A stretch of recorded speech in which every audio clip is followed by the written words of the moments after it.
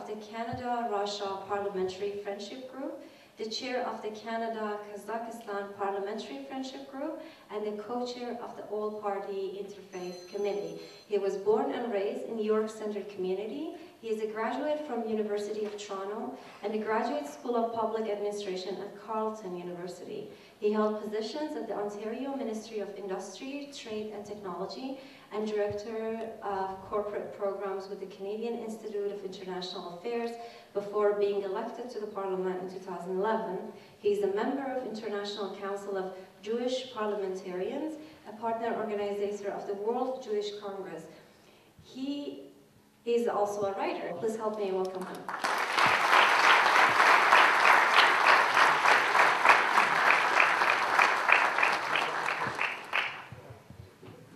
Thank you so much. I always approach events like this that commemorate a time in our human history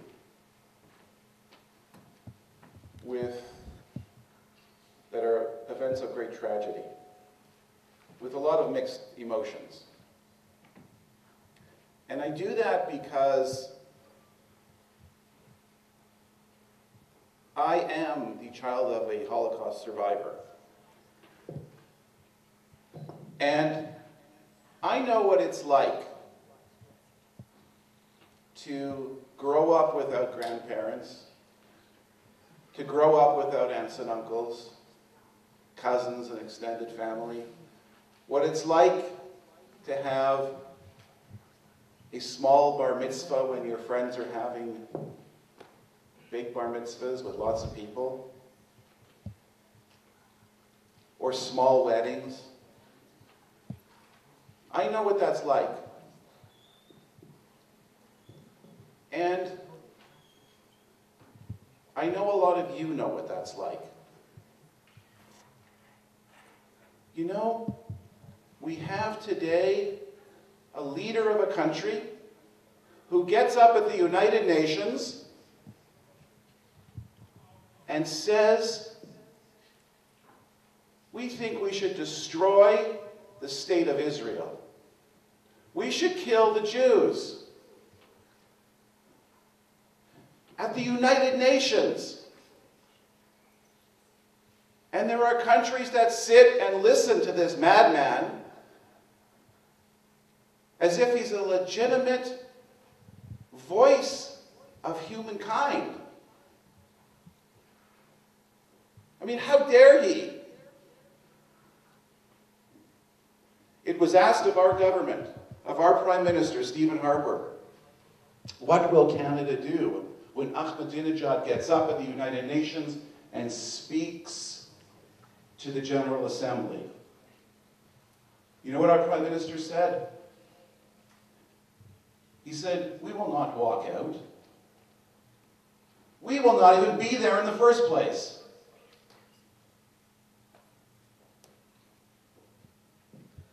You know, it is our government.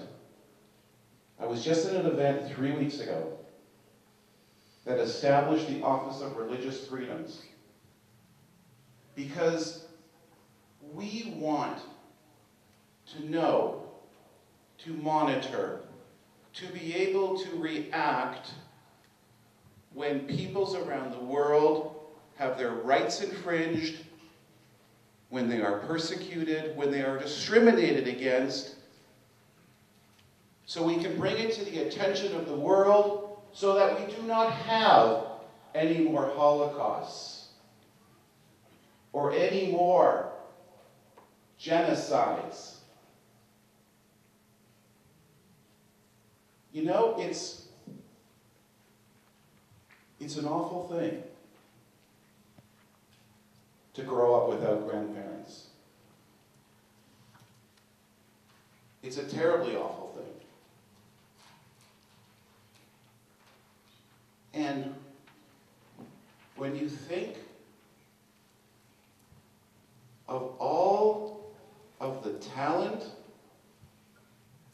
all of the artists, the scientists, the musicians, the people who could have contributed so much to our world, who were murdered in Europe, at Halabja, wherever there has been genocide. What a disgrace on humanity. We cannot stand by and allow any more genocides to happen, whether it's Jewish, whether it's Kurdish, it doesn't matter. We must stand united. You know, one of my favorite things to do as a member of parliament is to go to ceremonies where new citizens are being sworn into our great country. And people are coming from all over the world, every country you can imagine. And it's a very emotional time for people and their families. And they're coming to our country because they are seeking hope. Hope for themselves, but more importantly, hope for their children, so they do not have to grow up as victims of hatred, as victims of persecution, as victims of discrimination. No child should know in any amount any kind of hatred, any kind of discrimination. That is objectionable, that is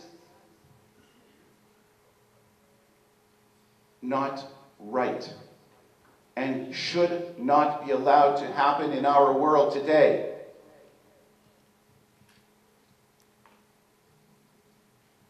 We live in a great country, and we should be thankful for it every single day. As I said earlier, we come from all over the world.